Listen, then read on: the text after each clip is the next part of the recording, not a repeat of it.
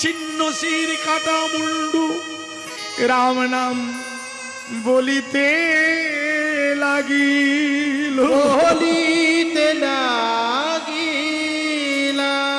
সীতারাম সীতারাম সীতারাম সীতারাম সীতারাম সীতারাম সীতারাম সীতারাম।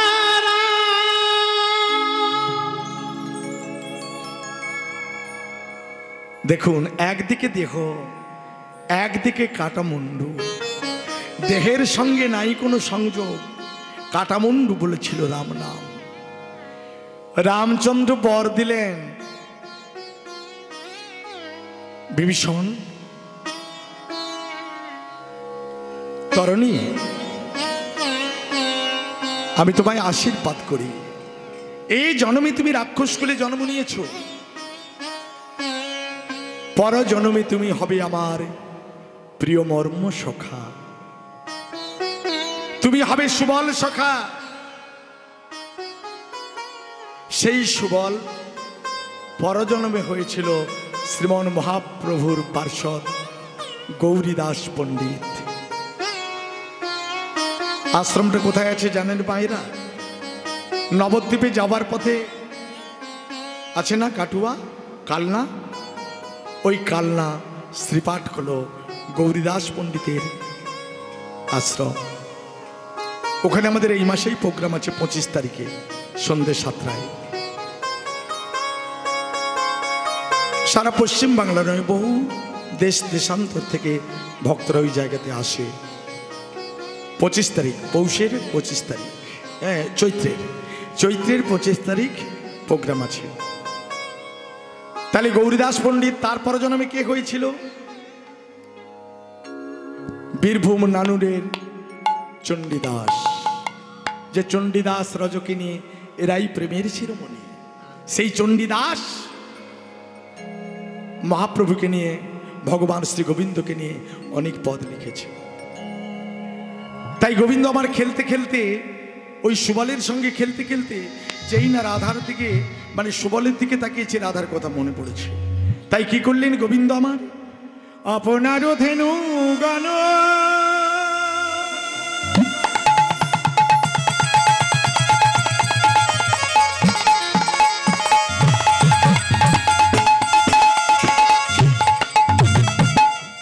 সঙ্গী গণে দিয়া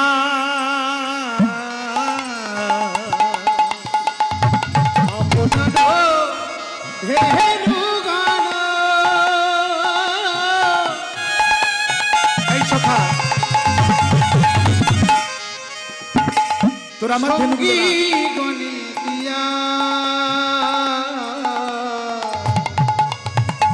সঙ্গীগণকে ধেনুবৎসগুলো রাখতে দিয়ে দেখতে বললো যে তোরা ধেনুবৎসগুলো দেখ। গোবিন্দ আমার অদূরে গিয়ে কি করলো? ওই না রাধা বলে বাজায় বাঁশি, ত্রিভঙ্গ হইয়া রাধা রাধা বলে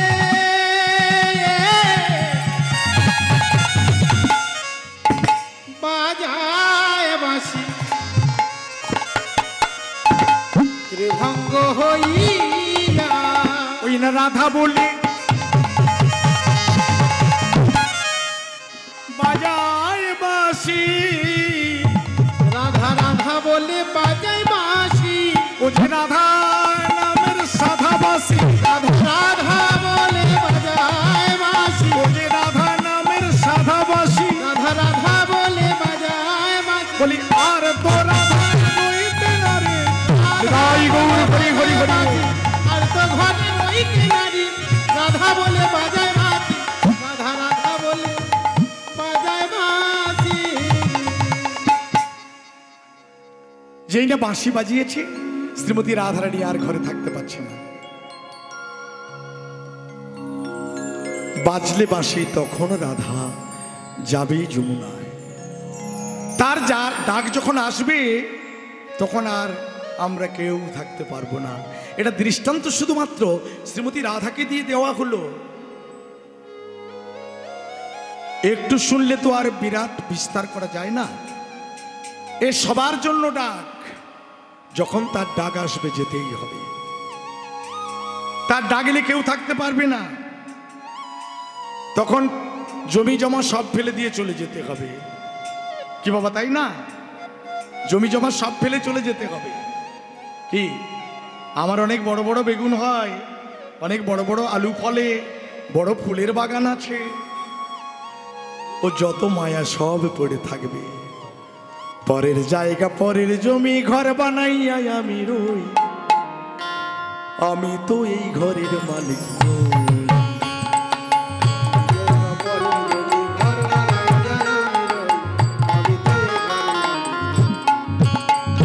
পরের জায়গা পরের জমি ঘর বানাইয়া আমি রই, আমি তো এই ঘরের মালিক নই।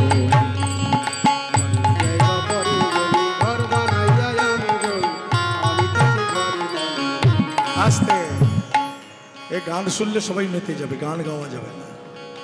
কোনটা জমি? এই দেহ জমিটা কার? পরের জায়গা, পরের জমি বাস করে আছি আমি। এই ঘরের ভেতরে যে পাখি আছে সে যদি বেরিয়ে যায়, এই ঘরের দাম থাকবে? হ্যাঁ, এই ঘর থেকে পাখি আছে বলে, ঘরের পাখি আছে বলে রূপের অহংকার করি, গুণের অহংকার করি, অর্থের অহংকার করি, আভিজাত্যের অহংকার করি। আমি বড় পণ্ডিত, আমি বড় জ্ঞানী, আমি ভালো বক্তা, আমি ভালো কীর্তনিয়া, আমি ভালো নেতা। এ মালিক যখন বেরিয়ে যাবে, এই মালিক বেরিয়ে গেলে মাল হবে লিক। সবাই বলে আমি মালিক, আমি মালিক। ভালো করে বিচার করে দেখো, মালিক যেদিন বেরিয়ে যাবে মাল হবে লিক। কি, মাল যেদিন লিক হয়ে যাবে, বেরিয়ে যাবে। তাই বাজাচ্ছে শ্রীমতী রাধার উদ্দেশ্যে আমার গোবিন্দ বাঁশি বাজাচ্ছে। বাঁশি রে হে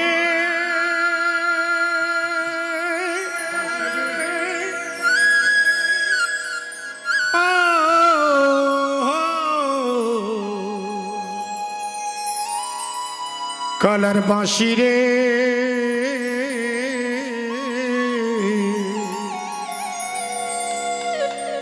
ও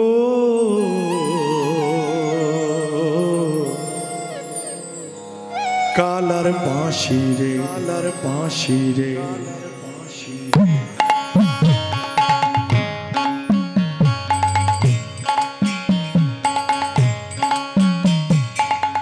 বাঁশি বাজাতে জানো না,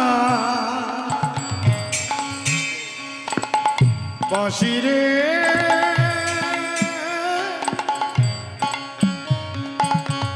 বাজাতে জানো না। ও বাঁশি রে,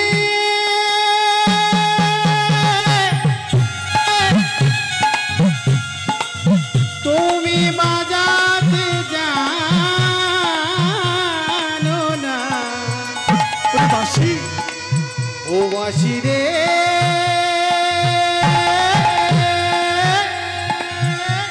তুমি বাজাতে জানো না।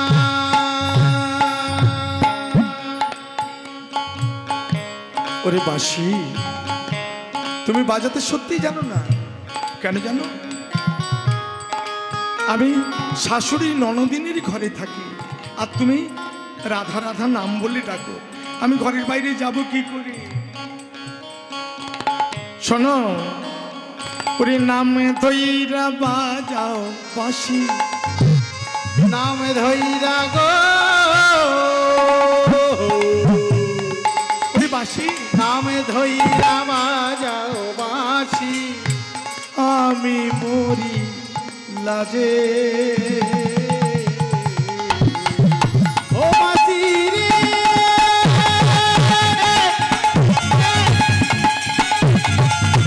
তুমি বাজাতে জানো না।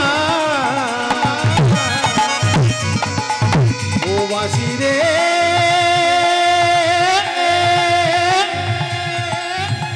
তুমি বাজাতে জানো না। ওরে বাসি আমি যখন পয়সা থাকি, বল বাসি শাশুড়ি ননদিনী ঘরে আছে, গুরুজনার মাঝে তুমি কি যখন পয়সা থাকি গুরুজনার মাঝে, তুমি কি করো নাম ধৈরা বাজাও বাসি, নাম ধইরা বাজাও বাজি, আমি মরি লাজে। ও বাসি রে তুমি বাজাতে জানো না, ও বাসি রে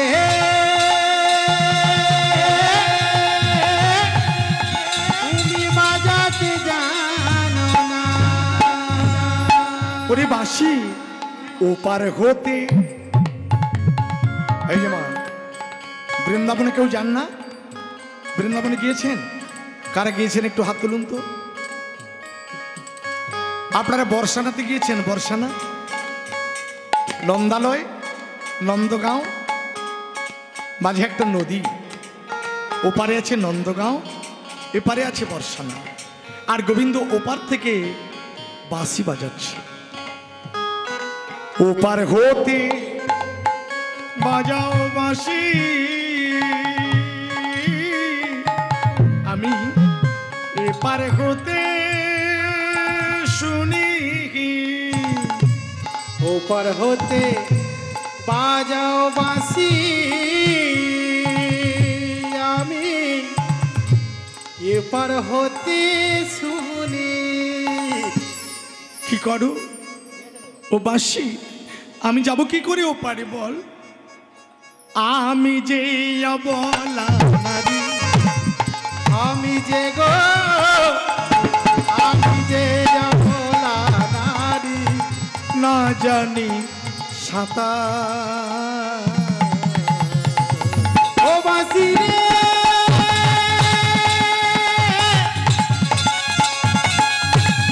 তুমি বাজাতে জানো না, ও বাঁশি রে তুমি বাজাতে জানো না। এই পত্র যিনি লিখেছিলেন তিনি একজন মুসলমান। অবশ্য তিনি মহাপ্রভুর কাছে একদিন মহাপ্রভুর ভক্ত হয়েছিলেন, একদিন ছিলেন বিদ্বেষী, একদিন ভগবত বিদ্বেষী ছিল, গৌরঘরী বিদ্বেষী ছিল, পরবর্তী অবস্থায় তিনি গৌরঘরী ভক্ত হয়েছিল। চাঁদে কাজী বলে বাঁশি,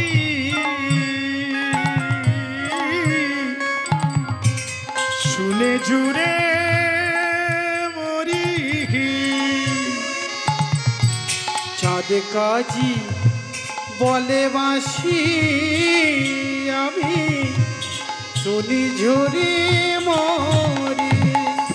জিমুনা জিমুনা আমি, জীবনা জীবনা আমি, না দেখিলে হরি। ও বাঁশি রে তাই গৌর হরি হরি হরি বল। তুমি বাজাতে জানো না, ও বাঁশি রে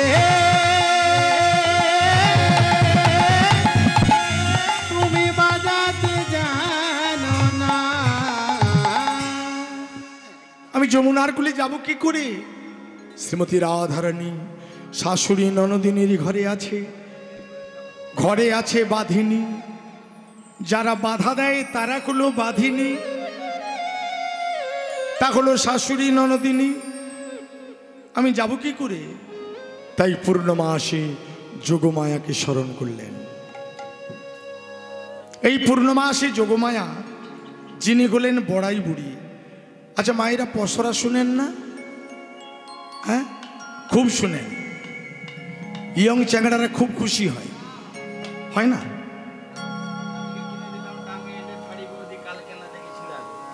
আজ কিনে দিলাম টাঙ্গাইল শাড়ি বৌদি, কাল কেন দেখি ছেঁড়া, বলে না?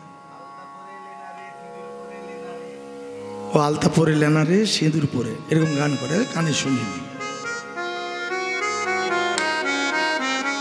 আমি। যারা এই কীর্তন শুনে ওই পশরা গানের নামে যারা এইসব করে, প্যাট ফ্যাট বাজিয়ে ঢিপঢাপ করে, তাদেরকে কি বলি জানেন?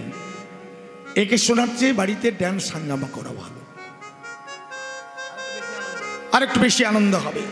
এই কয়েকদিন আগে আমার পাশের, মানে আমার যেখানে বাড়ি, তা ধরেছে সব মেয়েরা পছরা করতে হবে, নাহলে হবে না। আচ্ছা মা, আমি যদি আপনার বাড়িতে বসে আপনার বাবাকে গালাগালি করি, আপনি সহ্য করবেন? কোনো ইয়ং ছেলে সহ্য করবে? করবে না। করবে কি? করবে না। বলে এই তুই আমাকে যা পারিস বল, আমার বাবাকে বলবি না, বলে না? তাই তো। কিন্তু দেখুন ওই পশরা গান প্যাট বাজিয়ে করছে, ঢিপঢাপ করছে, ওরা রাধার নামে কুলঞ্চি গাইছে, কৃষ্ণর নামে ব্যঙ্গ করছে, মানে ভগবানের নামে ব্যঙ্গ করছে, আর এই কীর্তন বাড়িতে বাড়িতে করাচ্ছে। এই যারা করায় তারা যেমন, আর যারা করে তারাও তেমন, কারণ এরাও কৃষ্ণ ভজনের কেউ নয়। এরা কৃষ্ণ ভজনের কেউ নয়। বাড়িতে শুধু 5 জনকে 500-5000 লোককে প্রসাদ পাইয়ে পসরা করে দিলে কীর্তন হয়ে গেল। যতটা আপনার মঙ্গল হয়েছিল তার আরো 10 গুণ অমঙ্গল হলো। অনুরোধ করব, এই কীর্তন আপনারা কেউ করবেন না। কোনোদিন কেউ করালেও বাধা দেবেন। কীর্তন করো, হরি কথা পদাবলী আস্বাদন করো। এই বড়াই মাকে ছিল, যিনি কিনা বড়াই বুড়ি রূপে এসেছে বৃন্দাবনে। কেন এসেছে? কারণ কি জানেন? এই বড়াই মাকে কে গো বাবা? এর আগে কীর্তন হয়নি আশেপাশে? বড়াই মাকে খুব মূল্যবান কথা। ইনি হলেন আদ্যাশক্তি মহামায়া দুর্গা। আচ্ছা, দুর্গাকে তো এমন বৃদ্ধ রূপ হবে কেন? ও লাঠি ঠুকতে ঠুকতে আসবে কেন? দুর্গাকে দেখেছি, দুর্গা মায়ের মূর্তি ছবি কত সুন্দর, তা এমনটা কেন? কারণ কি? অভিশপ্ত হয়েছে। কে অভিশাপ দিল? কেন দিল? কবে দিয়েছিল? কোথায় দিয়েছিল? যেদিন রামচন্দ্রের সীতামা চুরি হয়ে গেল। যেদিন সীতা চুরি হয়ে গেল, রাম লক্ষ্মণ চারিদিকে খুঁজছে সীতা সীতা বলে। ঠিক এমনই সময় কৈলাসে বসে ভোলানাথ কাঁদছিল। দুর্গা জিজ্ঞেস করলো, হ্যাঁ গো তুমি কাঁদছো, তোমার এক চোখে জল কেন? বলে, জানো একদিন আমার সঙ্গে রামের যুদ্ধ হয়েছিল। সেই যুদ্ধে আমি ভগবান বলে তো চিনতে পারিনি। যখন বুঝেছিলাম আমি আমার অর্ধঙ্গ রামকে দিয়েছি, রাম তার অর্ধঙ্গ আমাকে দিয়েছে, তাই শিবের আর এক নাম হলো হরহরি। শিবের আর এক নাম হলো হরহরি। তা বলছে তুমি দেবতা, রামচন্দ্র সামান্য একজন মানব, তিনি নর, তাহলে সে ভগবান হয় কি করে? তার সীতা চুরি হয়ে গেল, তিনি জানতে পারলেন না? এটা কি করে হয়? বেশ, তোমার রাম ভগবান কি না আজ আমি পরীক্ষা করব। দুর্গাকে বাধা দিল, দুর্গা কথা শোনো, আমার গুরু রামকে এমন কিছু পরীক্ষা করতে যেও না যে হয়তো তোমার সঙ্গে আমার সঙ্গে সারা জনমের মতো বিচ্ছেদ হয়ে যায়। স্বামীর কথা শুনলো না। স্বামীর কথা না শুনে নির্জন বনে, যেখানে রামচন্দ্র এবং লক্ষ্মণ সীতাকে খুঁজছে, একটি গাছের তলায় সীতামূর্তি ধারণ করে দাঁড়িয়ে আছে। চিনতে পারে কিনা দেখি? যদি ভগবান হয় চিনতে পারবে, আর না হলে পারবে না। গাছের তলায় দাঁড়িয়ে আছে, কিন্তু রামচন্দ্র চিৎকার করতে করতে ছুটতে ছুটতে একটা গাছকে জড়িয়ে ধরেছে। ওই গাছটাকে জড়িয়ে ধরে বলছে, সীতা সীতা, তুমি আমার সীতা। দাদা দাদা, তুমি কি পাগল হয়ে গেলে? ওটা কি জানো? ওটা একটা বৃক্ষ। বৃক্ষ? এটা আমার সীতা না। না দাদা, ওটা সীতামা নয়, ওটা একটা দর্পণ বৃক্ষ। দর্পণ বৃক্ষ? সীতা সীতা চারিদিকে হাহাকার করছে। এমন সময় লক্ষণ ছুটতে ছুটতে যেতে যেতে দেখতে পেল একটা গাছের আড়ালে দাঁড়িয়ে আছে, ঠিক মায়ের পায়ের মতো নুপুর পরা আছে, ঠিক মায়ের পায়ের মতো দেখতে। চিৎকার করে ডাক দিয়ে বলছে, দাদা দাদা কোথায়, ছুটে আসুন, এই তো সীতা মা দাঁড়িয়ে আছে। লক্ষণ, সীতাকে দেখতে পেয়েছিস? সীতাকে দেখতে পেয়েছিস? আমি যাচ্ছি সীতা।